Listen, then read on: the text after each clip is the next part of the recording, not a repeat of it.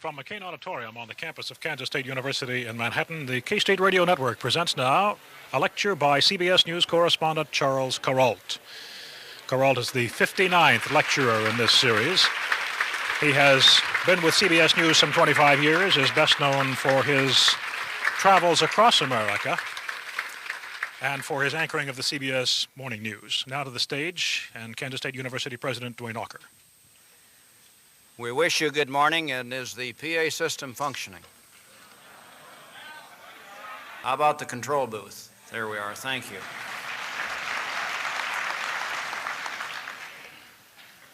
Welcome to the 59th Alfred M. Landon Lecture on Public Issues. We first introduced to you several members of the platform party.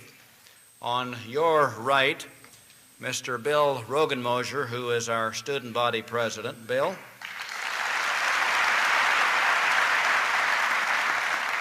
Dr. Van Withy, who is president of the Faculty Senate. Dr. Withy.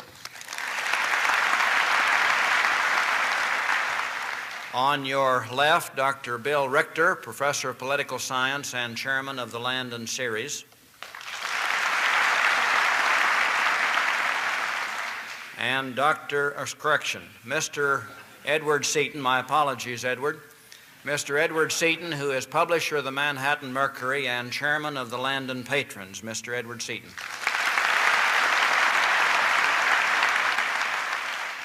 And I'm especially pleased to introduce to you this morning Mr. Charles Kuralt, CBS News correspondent and anchorman for CBS News Sunday Morning, and also for Dateline America. Mr. Kuralt has been with CBS since 1957 and was their chief Latin American correspondent and chief West Coast correspondent prior to being transferred to CBS News headquarters in New York City in 1964. He is perhaps most familiar to us for his On the Road series. Mr. Kuralt's journalistic excellence has been recognized by numerous honors. He has been the recipient of 2 George Foster Peabody Awards, 2 Emmys, and the George Polk Award for National Television Reporting. A 1955 graduate of the University of North Carolina, Mr. Kuralt was a reporter for the Charlotte, North Carolina News when he won the Ernie Pyle Memorial Award. This morning, Mr. Kuralt will address the topic, America, the Long View. Ladies and gentlemen, our Landon Lecturer, Mr. Charles Kuralt.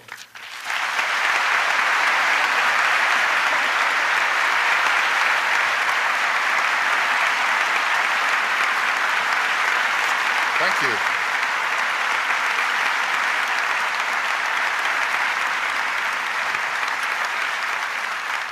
Thank you, President Walker, and thank you all for giving me a good excuse to come back to Manhattan again.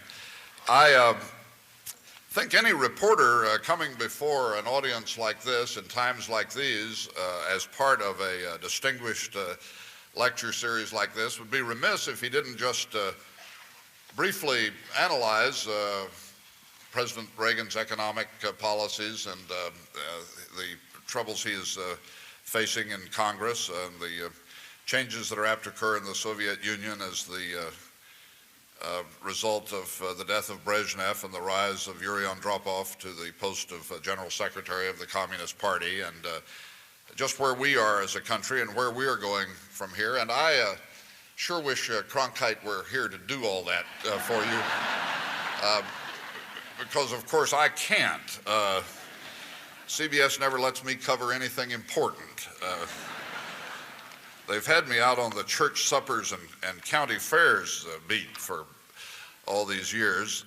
We all have our duties at CBS. Mike Wallace and Dan Rather and those guys have theirs. I have mine. Mine is to be sure that no musical saw player or swimming pig or fellow who can hold more eggs in his hand than anybody else goes unremarked on national television. And my standing instructions are, if I come upon a real news story out there on the road, to be sure to call some real reporter to come cover it. So I hope you didn't come here this morning hoping to hear about all the great events of the age. I have missed them all. Watching that space shuttle return to Earth last week still seems such a remarkable thing to me, and I suppose the venture into outer space is the one thing by which our time will be remembered by future generations. I will just tell you as delicately as I can how I learned that men had first orbited the moon. I found out about that 3 days late by chancing to read that news in an army latrine in Binh Duong province, South Vietnam, in a copy of Stars and Stripes, which really had not even been placed there for the purpose of reading. So that is how obscure my career has been.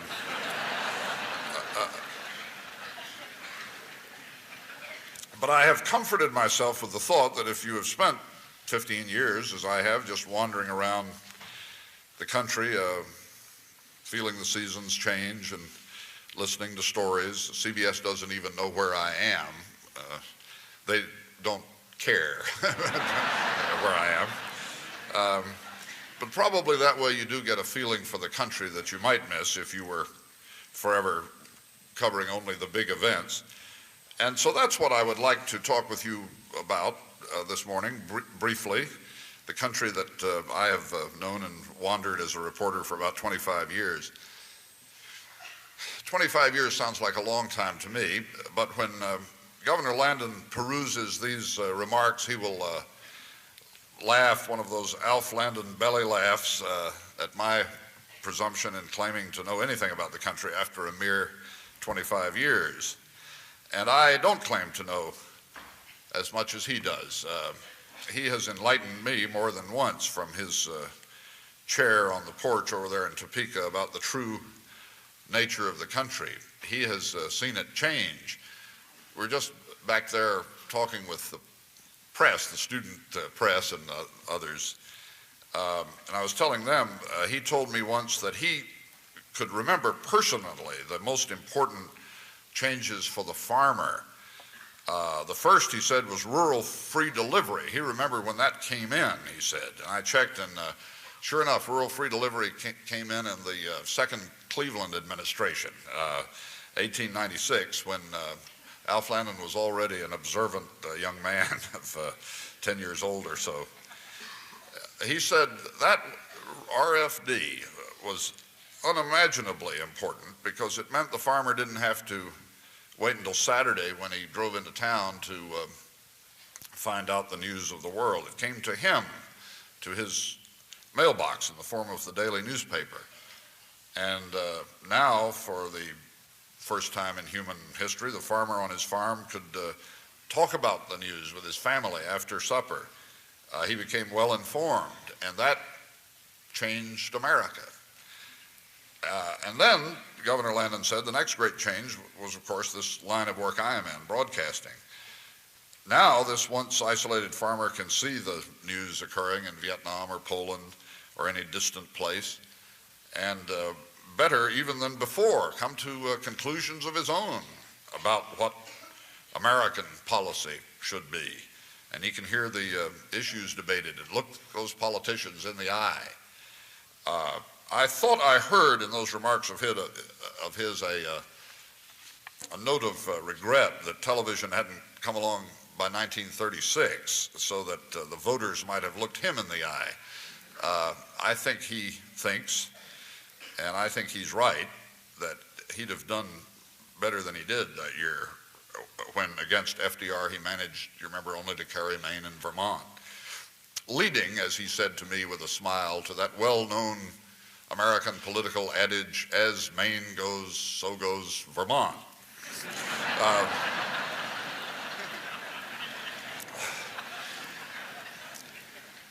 Well, I have accumulated a good deal of political wisdom from Governor Landon, off and on down the years, and that's why I'm so proud to be here in a lecture series which bears his name. I hope when he hears about this that he'll find these observations about our present time to be consistent with his own knowledge of a country he has known far longer than I have. We are meeting on the 19th anniversary of the death of John F. Kennedy. It hardly seems that it could have been 19 years. And so I thought I would take just a few minutes to look backwards down those years. I know everybody is saying right now that the country has changed, that this is the me generation and that the country's turned inward and people are busy with their own selfish preoccupations in the time of economic hardship and all that. I hear it, but I've never found very much evidence of it. On the contrary, we've found a good deal of neighborliness out there on the road. People are always pressing upon us cups of coffee and slices of pie and great gobs of local history, and always wanting us to stay longer than we have time to stay. People are awfully generous to us, and I've somehow begun to feel generous about them. I've wished that we in television could figure out ways of reporting more extensively than we do with the time we have on the air. On the country, any traveler sees with his eyes and feels in his bones. A lot of important things have occurred in our country just in these recent years that are still imperfectly understood by most people, probably because we reporters haven't done our jobs well enough. Journalism by its nature really is crisis-ridden, and the country by its nature really is not. I have thought that we ought to look for some new forms in addition to those nightly news broadcasts, to find some way of putting the story of what happened today into the perspective of what happened yesterday, into the perspective of our history. I don't know if we could make it a better republic that way, but I'm pretty sure we could make it a little less jittery republic. I have wondered if the historians, whose job it's going to be to sift through all the refuse which we reporters deposit on the pile of history, might not notice some articles of value we didn't notice at the time. I'm not wonderful at predicting how things might turn out. I might as well tell you that. I remember reading last year, or several years ago, that there was dissatisfaction building up in the National Football League, and those guys were going to strike someday. And I thought, boy, before all those rich guys go on strike, there will be a Polish pope. So I'm not terrific at.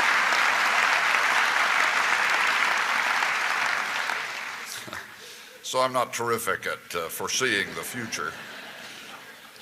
But I have wondered, in spite of the evidence of all the headlines to the contrary these last few years, whether humaneness and decency and the will for justice might not be getting a lot stronger than they used to be in our national life. And if that will not be seen someday to have been the really important thing that was going on at a time when we were paying so much attention to other things. I think the great identifiable change in America, just in the years that I have been a reporter in it, has been the heightening of what you might call the public conscience. It is something that has happened pretty much outside of government, by the way, sometimes in spite of government. But it's a change you certainly notice everywhere you go along the back roads and in the big cities. And I believe the historians of the future might mark this as a time when a sleeping country waked up to the needs of its own citizens and of others in the world. I remember from my own school days long ago at another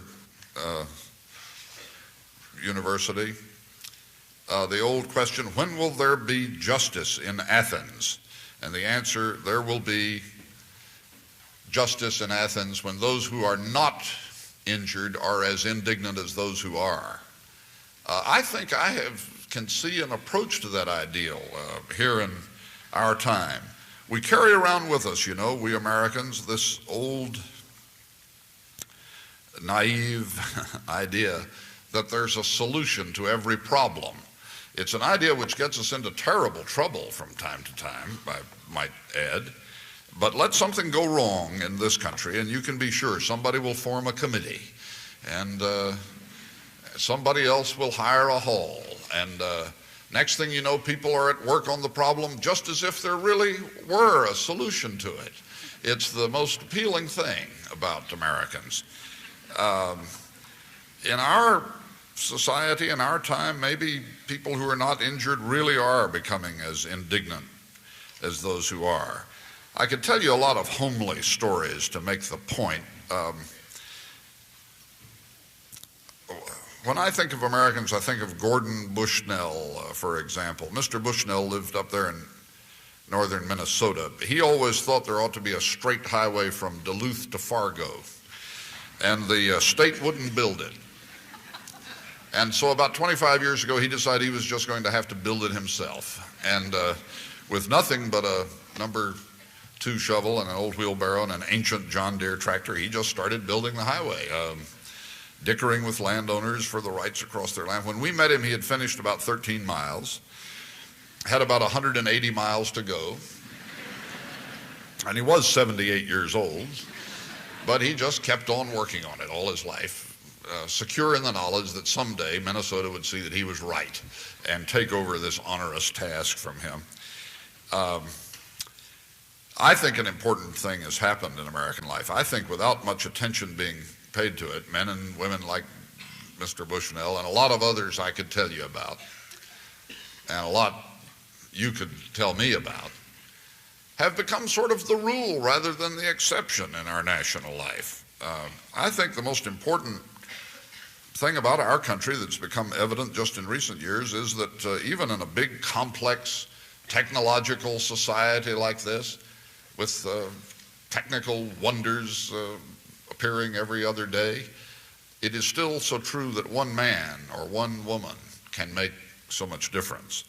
If you think of the ordinary people who really do love the country and wish her well, who just in recent years, just in the years of my working life, have become interested in matters which used to interest only theorists. It's a pretty long list. This great question of the environment, to take one example, which is on everybody's mind now. Wasn't so long ago that we hadn't thought about it much. At least I hadn't. I don't think most people had. The whole idea of the Earth as a spaceship with a limited supply of fuel and of food and of water and a constantly growing passenger list, an idea which is familiar to every third grader in Kansas today, was just something that we hadn't thought of much. It is not much of an exaggeration to say that in my case, one woman wrote a book, Rachel Carson's Silent Spring, and I read that thing and started thinking really for the first time about what kind of physical world we are going to leave to our children and to their children to live in. The whole question of the responsibility of big corporations toward the consumer. There's always been a consumer movement, I guess, but fairly small and effete until our time when just 1 or 2 people, Ralph Nader and a few others, started asking questions that to very many people made sense and demanded answers, and the world has changed a little bit. The question of what the role of women is going to be in our society, obviously a much different role in the future than in the past. Thanks, at least in our time, to just a handful of women who perceived that many of the attitudes and many of the laws of the country were still not fair to them. As a Southerner, I must not omit the question that was going to become the central one in the 50s and 60s, and which is still pretty high on the agenda, the whole question of how black and white Americans and other minority Americans can develop a basis for cooperation and understanding in the same country which belongs to all of us.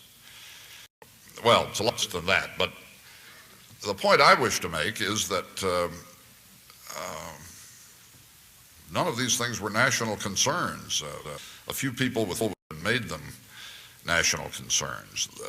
All these matters arose from the grassroots, which is how the thing is supposed to work, as I understand it. And it's all been so recent. I can well remember a time myself when nobody talked about any of those things. And now people are eager to talk about them everywhere you go,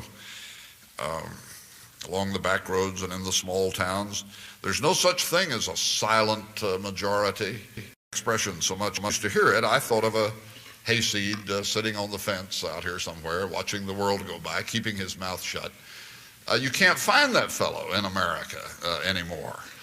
He has been reading some good local newspaper like the Manhattan Mercury and reading a regional paper in the news magazines as well, and probably watching Dan Rather in the evening. And if you ask him how the corn is doing, he will reply with some smart remark he got out of Art Buchwald's column or something like that. I remember going with Harry Reasoner one time to his small hometown, old Iowa. I don't know if Wendell Hoffman, one of my dearest friends is in this audience somewhere, Wendell Hoffman, who was for many years the sort of premier cameraman for CBS News, traveling all over the world doing stories while pretending to be a farmer in Kansas. And I can't remember whether Wendell was with me that day or not. But anyway, we went over to Reasoner. Harry Reasoner was a good friend of both of ours, had not been back to his hometown in some years, and his uncle had us over to dinner, and we knew that was going to be fun. He had the neighbors in. But we thought those people were going to want to talk about hog prices. They wanted to talk about the European common market, which neither of us knew anything about. Nobody is silent. Everybody is talking all the time, it seems to me, clamoring for attention. Students questioning their teachers, for heaven's sakes, and priests their bishops, and labor union members their leadership, and right through the society. I think that this is all to the good. I think it is the sign of a healthy society. I think we have come a good little way since the vice president,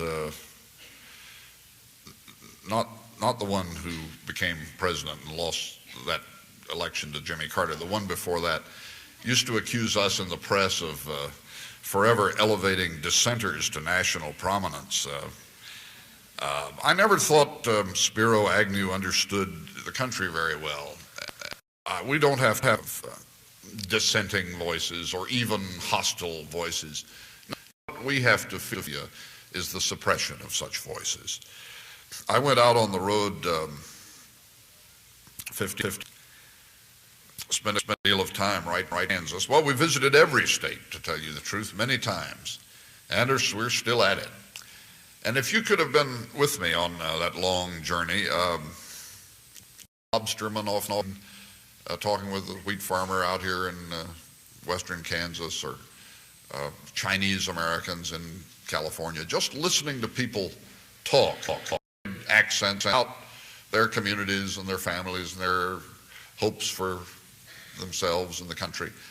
I think if you could have been along, you would agree with me that people of all races and ages and conditions care for the country and seek for a leadership, as in this recent national election, leadership to heal the wounds we have left and solve problems if possible. But most important of all, have come to see the grace and worth and joy of taking part themselves in binding up those wounds, of becoming a part of the national conscience.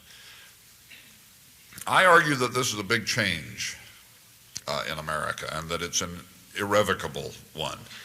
When I was in school, they called us the silent generation, and there was some truth to that, I suppose. We were silent in the face of a number of injustices that might have demanded our attention, especially where I went to school in North Carolina in the South.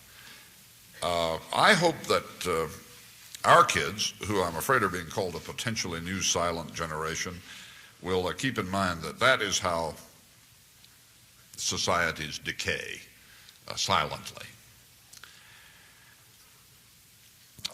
I would never argue, and I hope you don't take me to be making the case that problems have been solved.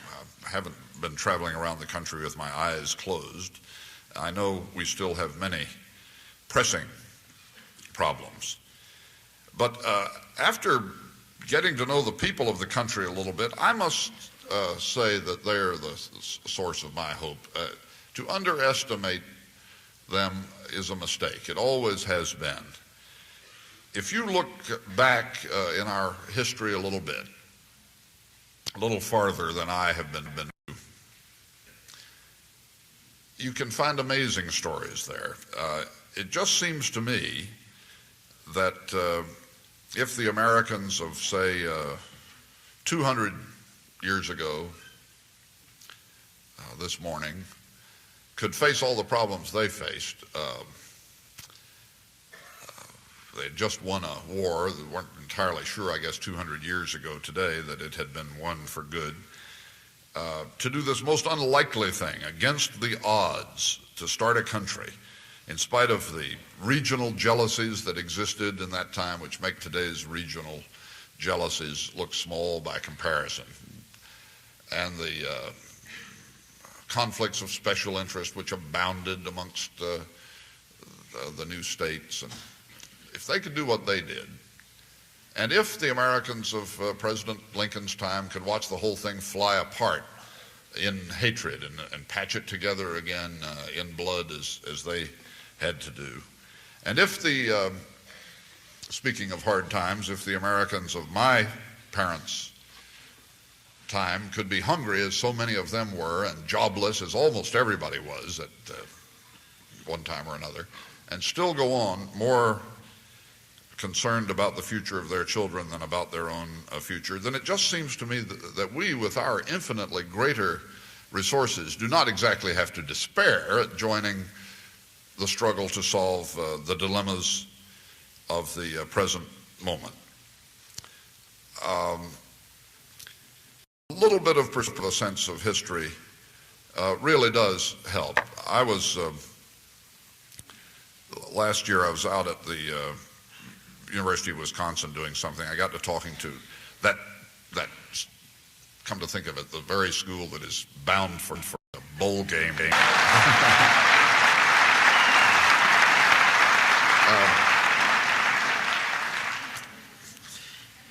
Poor guys. I was talking with a graduating senior who said this just must be the worst time to be graduated into American society, with inflation what it is and the high interest rates. You can't afford to buy a house and possible to get a. I thought, gee, here was a young man who just graduated from one of the great state universities, and he didn't have a clue about the history of the country. I mean, how much harder it must have been to be graduated into society, say, in 1861, or to be a young man in 1936 trying to find a job, or 1942 when almost all the young men went straight to the battlefields of Europe or Asia. It does help to think about what Americans have overcome in the past. I'm not one of those who's very much worried by the technical problems that face us. I mean, I know the energy shortage is real, but I bet we will live to see the day of abundant, inexpensive energy from unexpected sources, just because it's been identified as a great problem, and because this incredible technical genius of America is at work on it. It's these very much more difficult human problems, powerlessness and injustice of one kind or another, that we have faced in the last 20 years, found some solutions to some of those problems which we really had not faced seriously as a nation before. We're not much for congratulating ourselves as people. We'd lots rather go galloping off in search of other problems to solve, but it does seem to me that there are grounds for modest self-congratulations in the history of the country, just in the years that I have been wandering around it as a reporter. So I've found a lot out there on the road to be confident about and reassured about. But this, above all, that at last there are so many people concerning themselves with purposes and undertakings here at home that are decent and compassionate and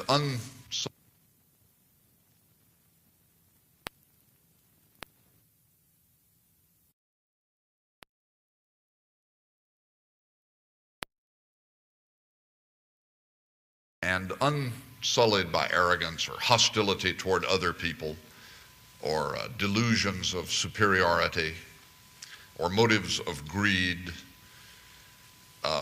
People who really do care, not just about themselves alone, but care about their communities and their country and the pain of life that exists around them and want to do something about it. It is really what we used to call patriotism back before that became such an old-fashioned word.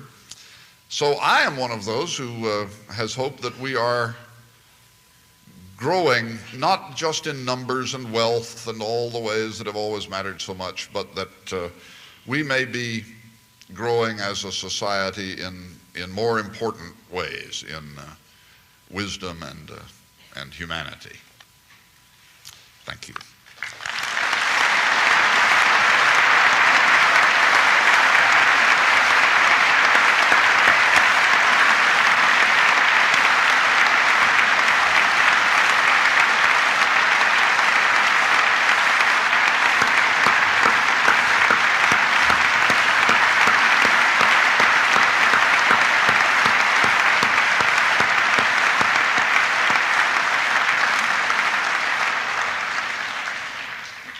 Mr. Kuralt, I think the applause conveys to you how well we believe you have observed and captured and conveyed the long view of America. Now we do have time for questions. I believe we have some microphones on the right and on the left and also up in the balcony. And we'll let Mr. Kuralt field the questions. Who would have the first question? How about over here on your right? Hello. I warn you that I may not be able to answer profound questions for reasons I've already explained, and would welcome trivial questions, but I will try anything. Well, a trivial question, you say? Any kind, anything. I'm just partly kidding. Okay, well, I'm a student here in the College of Business, and some of my observations recently have been students, it seems to me students don't ask as many questions as they should, or they're quiet in class. You know what I mean? And you said that as students you think are more involved today, and I kind of disagree. You visit a lot of colleges. I think that's the way it is here. What do you think? I mean, I think students today aren't they don't get as involved as they used to in events. They're worried about jobs, I think. Yeah, I'm sure of that, but I think that you're comparing students today with those of the 60s, maybe. I think that students today are a lot better informed and a lot, I mean, not all of them, of course, but a lot more involved in the raucous give and take of politics and the affairs of the moment than certainly than they were in my time. And as I've already said, I think that's all to the good. Maybe you ought to stir things up over there in the business school.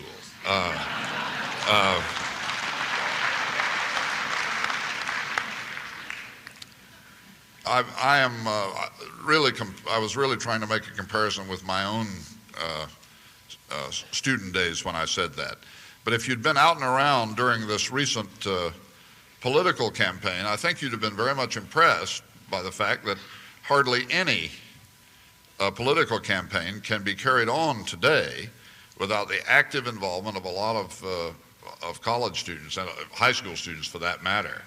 And it struck me as a very good sign that there was as much involvement as there was.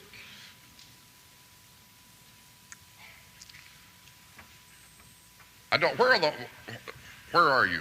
Is there anybody over there? Go ahead, yeah, One remark you made that I found a little chilling was the feeling that we need to be fearful, not of voices of dissent, but of those that suppress such voices of dissent. And it sounded to me like you were not saying a lot in what you just said there.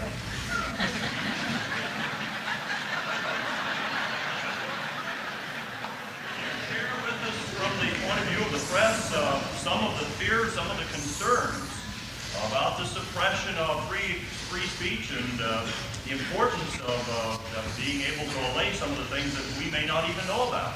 Well, no, I didn't really mean anything sinister. I was talking about things that you already know about. The attempt, it has happened from time to time in our history that a powerful administration has decided that really what is needed is a little suppression of the press to make things happier in the society. It is in the nature of politicians anyway to try to keep things quiet, I think, and it's in the nature of the press to try to keep things stirred up. And those two forces have collided from time to time. Most recently, in my memory, in the Nixon administration, when Spiro Agnew made that speech in Des Moines, you remember, about the nabobs of negativism, by which he meant me, and mainly Walter Cronkite. He said Cronkite slanted the news by raising his eyebrows.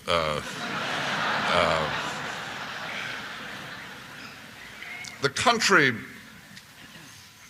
gets stung by those guys every now and then. We did back during the McCarthy period. But it doesn't take long for people to figure out that Walter Cronkite was more trustworthy than Spiro Agnew was, you know. It turned out they were right.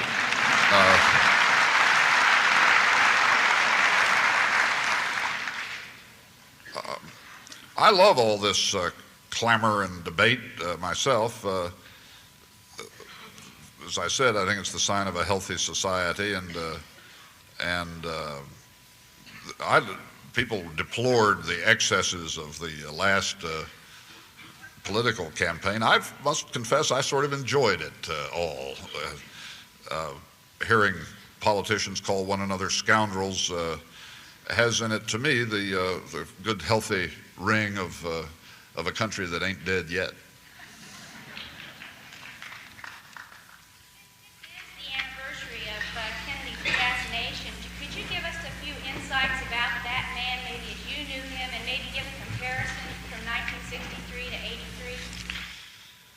Well, that's a pretty tall order. I didn't cover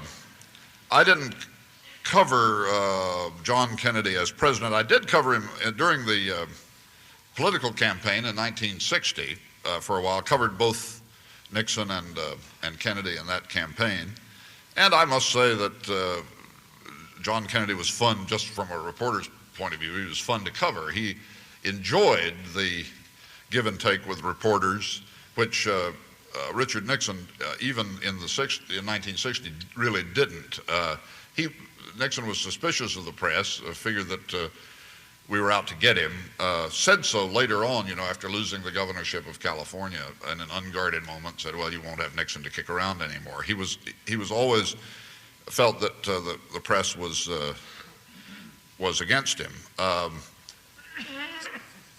Whereas Kennedy really probably went too far the other way. He wrapped the press around his little finger sometimes, it seemed to me. He was just charming, and he loved it, and he loved trying to co-opt the press, put his arm around a reporter. The man might be president in a few weeks, and here he has his arm around your shoulder as you walk down the street. You know, he loved that stuff. And if you needed to see him when you were covering the campaign, all you had to do was say a word to Pierre Salinger, his press secretary, say, "I'd like to see the candidate alone for 10 minutes this afternoon." And you'd always arrange it. You could never arrange to see candidate Nixon alone because of this sort of, I think, I'm just guessing, but it seems to me because of this suspicion of his that you were going to try to get him somehow. So he was just a joy as a candidate, and I never saw him in person again after he became president. I didn't move in those circles. I was out doing other things.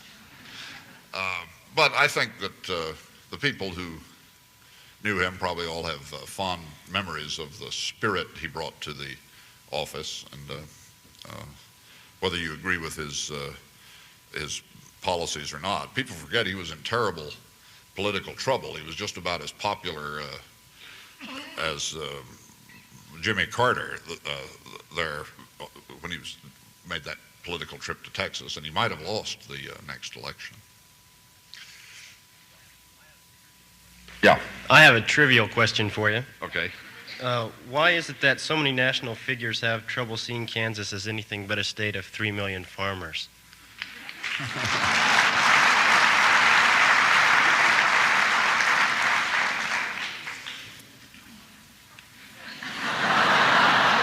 Well, I'm trying to think of a serious answer. There is a lot of misunderstanding, of course, regionally in this country, and I really do regret it. I have friends in Kansas who are just appalled by the thought that I live in New York, and they sort of live in fear for my life. You know, they think something probably horrible is going to happen to me because I live in that sort of wicked and impossible city. And I have friends in New York who really do think that there's nothing out there west of the Hudson River or at least until you get to Beverly Hills, and it's too bad. I regret the regional misunderstandings. I don't think they've done the country any good. When New York City was about to go broke a few years back, well, I guess it's still about to go broke, but it was really right on the verge back there a few years ago, and I remember regretting the sort of glee that I encountered elsewhere in the country. People would say, well, they've so mismanaged their affairs that they're going to go broke. And when President Ford, for a while, refused to grant any federal loan guarantees to the city, the New York Daily News wrote its famous headline, "Ford to City, Drop Dead." And I think that was all based, on a lack of understanding of, I know this is a circuitous answer to your question, but it was based on a lack of understanding about how important it is that in a great nation, great cities survive. And the folks of half the people in this room immigrated through New York. It nourished us all as a people, and it's been really important in the history of our country. And it's still important in the arts and communications and great numbers of other ways. But there's still a sort of a terrible feeling about it. The same way. I mean, it works the other way too. I mean, it's true that maybe we in journalism haven't done our jobs well enough. I've been wandering around doing stories all this time, hoping to spread just a little bit of understanding between regions, but But I suppose that I accept that what you say is true, that when people think of Kansas, they think of wheat. Well, it's not a bad place to start when you think of Kansas, is thinking of wheat. There's an awful lot of it out there, thank heavens.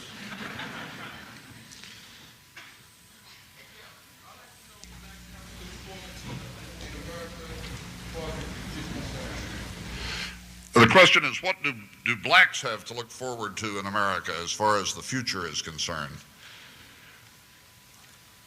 I grew up in a segregated by state law society in the South. And I never thought that I would live to see the day of racial justice in my native region. And I'm about to believe that I am going to live to see that day. I mean, I know it's hard if you are young to imagine how far the society has come toward racial justice in just a few years. But to me, it just seems amazing that in the blink of an eye, historically, we have come as far as we've come. I can't answer what any segment of society has to look forward to in America, but there used to be an expression in Harlem, I would rather be a lamppost on the corner of 125th Street than live in the South. And you don't hear people say that anymore. People are moving home to the South because it's become a little more decent place for everybody, black and white, to live together. So I can only hope that that kind of progress and understanding continues. Yes, sir. The opportunity to notice whether or not there's a trend for older people to go back to school to try to pick up on some of the new things that are happening? The question is, have I noticed a lot of older people going back to school and sort of picking up on the new things that are happening? I don't know much about that except from firsthand experience. I have an elderly uncle and aunt who have gone back to school in North Carolina. I know of a number of people myself who have done that. There's even a formal program, I believe, by which you can join and go back to school on your vacation or take a summer course in some subject that interests you at a great university from a great teacher. And of course, I think that's all wonderful, but I don't have any formal knowledge about it. I would like to go back to school myself. About every day I think of something that I really would like to know that I don't, so I might do it. Yeah. I have a really simple question for you. Who was the photographer on your Sunday morning news show 2 weeks ago that photographed people in the subway? Yeah, Bruce Davidson. The question was, I do this program on Sundays. It's kind of a secret program. Nobody knows it's on, called Sunday Morning, in which we try to deal with sometimes some of the less earth-shattering things. We try to avoid calamities and the great events and concentrate on small events. And she is referring to a story we had about a photographer who went down into the New York subways and shot rather moving pictures of the people who ride the subways. His name is Bruce Davidson. He's a pretty well-known photographer, and probably even better known after this book of his comes out, The Subway People. Yeah. You were saying that people in America and students in general tend to be more informed, and I wholeheartedly agree. But I'd like you to, if you would, for me, evaluate some of the information they get. Do you feel like that sometimes the information is sketchy and more sensationalism rather than in-depth and useful information that's coming to the people of the United States? Well, it certainly is sketchy. I mean, it's part of the nature of television news as it has developed for it to be kind of sketchy. Part of the problem is that you just can't say more than so many words in a minute. The president of CBS News, Dick Salant, one time put all of the words on the CBS Evening News with Walter Cronkite, set them into 8-point body type of the kind that appears in the front page of the Mercury. And it didn't fill a whole page. It didn't even, I don't remember how much of it filled, but it was, a third of a page or something like that. Very little information, just because of the time limitation.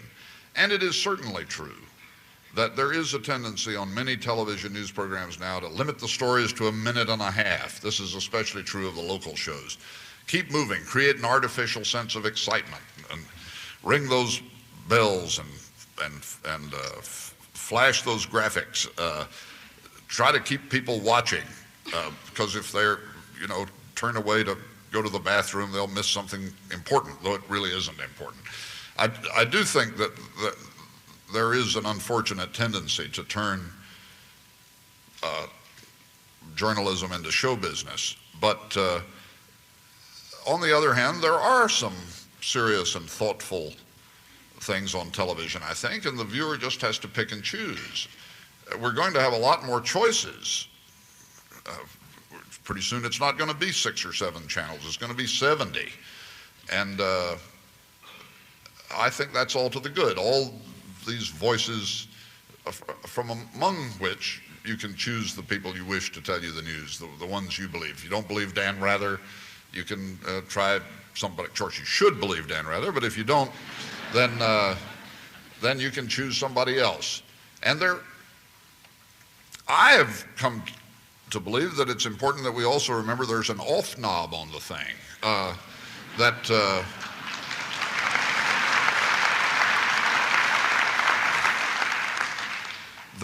you can go out in the Flint Hills and contemplate the sunset, and sometimes that is just as worthwhile as being, well informed about the Pulitzer divorce trial down there in Palm Beach. Yes. It seems that in the past few years, the network rating wars getting more sensational. Do you think your type of journalism will die out in this kind of rating war? Well, my type of journalism just kind of shuffles along. It's not very important. It's true that the ratings competition is very great now, but I just have been able to studiously ignore it and go out wandering. It seems to me that the kind of stories I do are welcome, and people are kind of glad to see us coming. They wave and smile, and